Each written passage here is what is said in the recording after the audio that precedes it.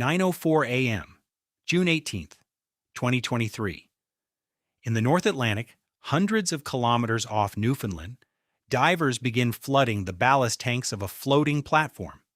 Titan is resting on top of it. 5 people are inside.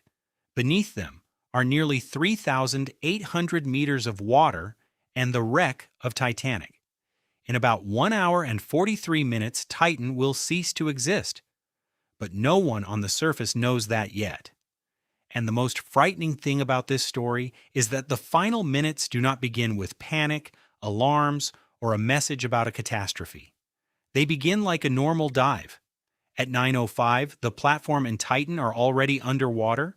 The people inside are sealed inside a pressure capsule. The forward titanium dome had been bolted shut from the outside at 8:24. It cannot be opened from inside. The cabin has oxygen and a carbon dioxide scrubbing system designed to last about 96 hours for 5 people. But those 96 hours matter only under one condition: the hull remains intact. 9:14. Divers detach Titan from the platform. Now it is descending on its own. On the surface, Polar Prince brings the platform back up. Part of the OceanGate team takes position at the computers. Their job is to see Titan's position, monitor its depth, and exchange short text messages through the acoustic communication system. There is no cable between the ship and Titan. The data travels through the water as sound. Even the messages have a delay of about 2 seconds. 9:19. 5 minutes have passed. Tracking appears on Polar Prince. Titan reports that it is descending through about 235 meters. For most underwater vehicles, that is already serious depth. For Titan, it is only the beginning. Titanic is still more than 3.5 kilometers below, and with every meter, the pressure increases. 9:23. The first technical problem comes from below. The second, acoustic communication and tracking system, is not working. Investigators will later be unable to determine why. The primary system is still working, so the descent continues. 5 minutes later, the surface team can see the descent rate, about 33 meters per minute. 9:31. Titan is already at 680 meters. There are no windows running along the hull, only one forward acrylic viewport. Around them, the ocean rapidly becomes completely dark. Sunlight barely reaches this depth. Titan continues sinking through black water, while its 4 electric thrusters are not there to pull it downward, but to control its motion and later maneuver near the seabed. On the surface, everything looks routine. Numbers, short messages, coordinates.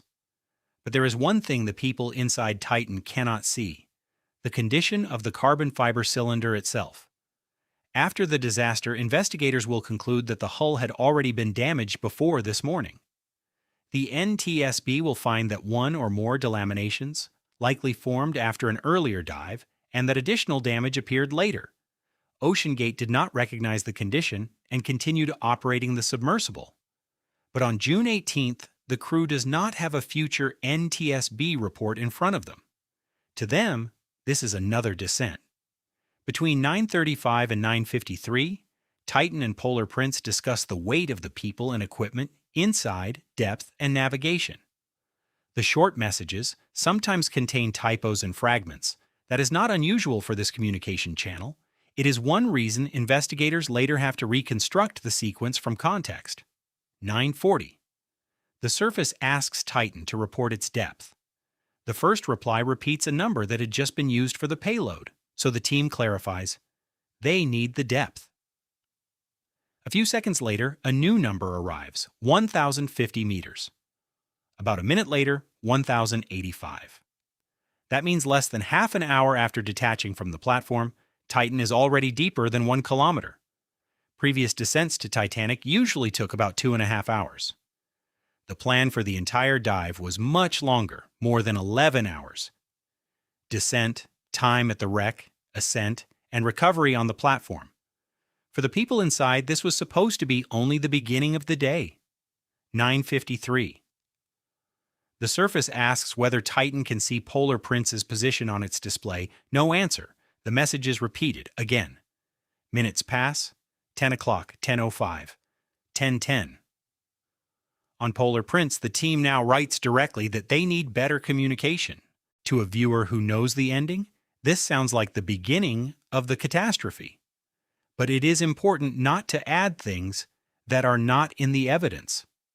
The official data does not show the crew reporting a hull emergency at this point or attempting an emergency ascent.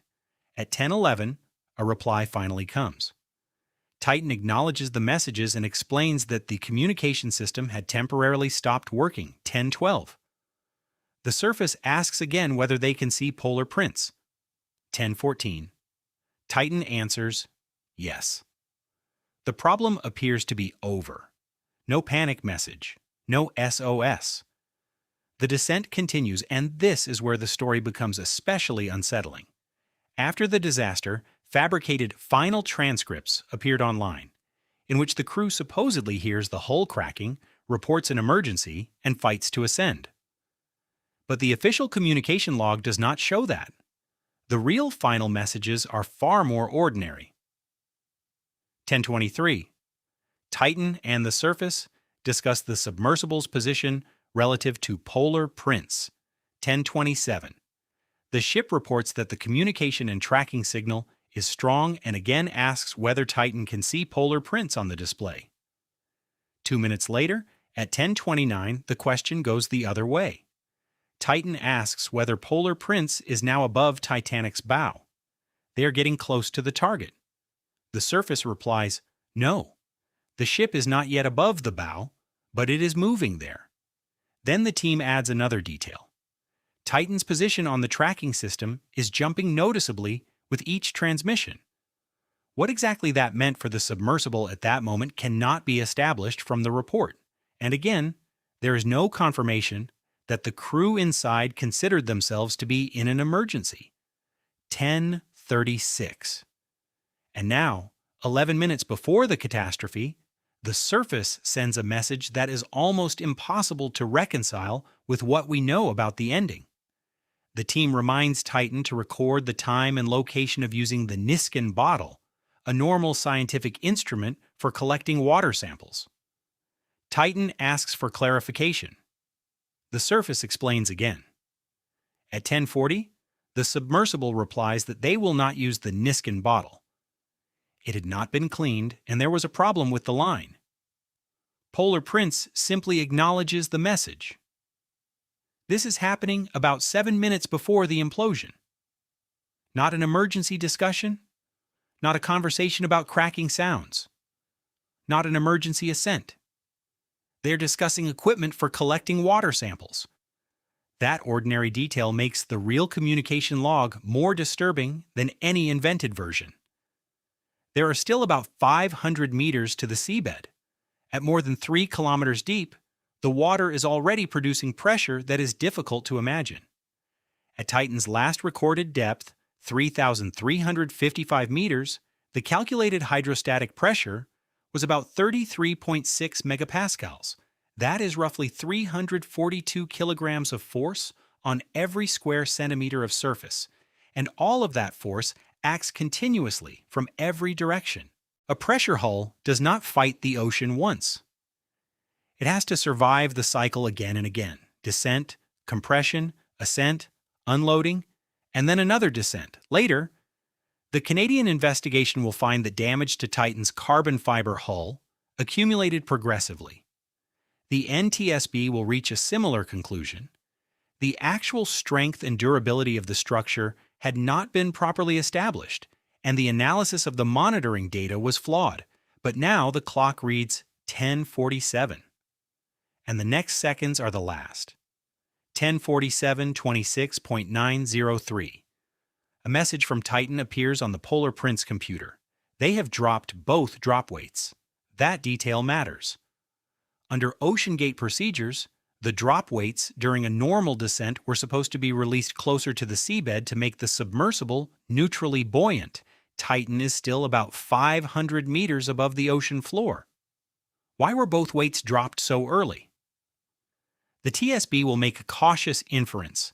It may indicate that the crew was trying to slow the descent. but the exact reason is unknown. It is not proof of an emergency ascent. It is not proof that they heard the hull failing. It is not proof that they knew what would happen seconds later. It is simply the last message that reached the surface. 10:47:32.066. The surface team's computer receives the final automated tracking update.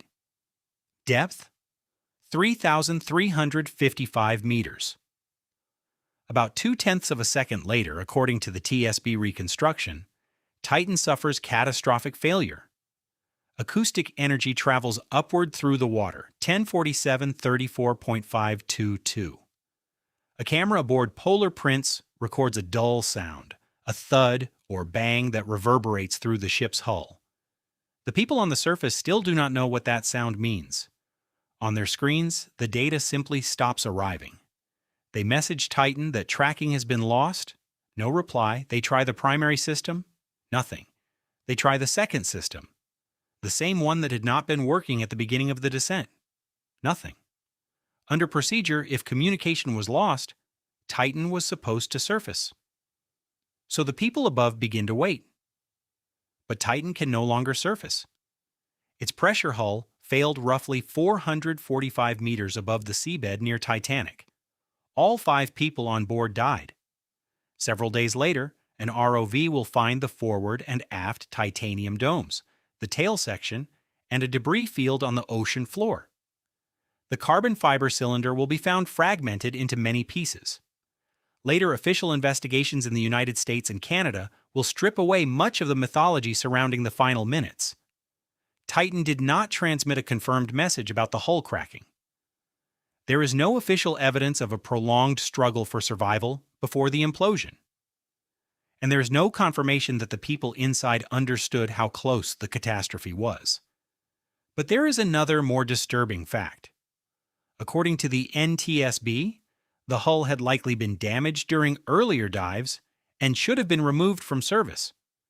Canada's TSB found that the AS-built properties of the hull had not been tested in a way that confirmed they matched the theoretical design and that damage accumulated through repeated dives. That is why Titan's final roughly 1 hour and 45 minutes are frightening, not because a visible catastrophe was unfolding inside, quite the opposite. Almost the entire journey downward looked like a normal dive, 235 meters, 680, then kilometer after kilometer into darkness. Short messages. A communication problem that seemed to pass. A question about Titanic's position. 2 drop weights released, 3,355 meters, and silence. Titan was only about 500 meters from the seabed when ocean pressure ended a story that, on the surface, would still look like a search and rescue operation for several more days. But for the 5 people inside, it ended at 10:47:32 on the morning of June 18, 2023.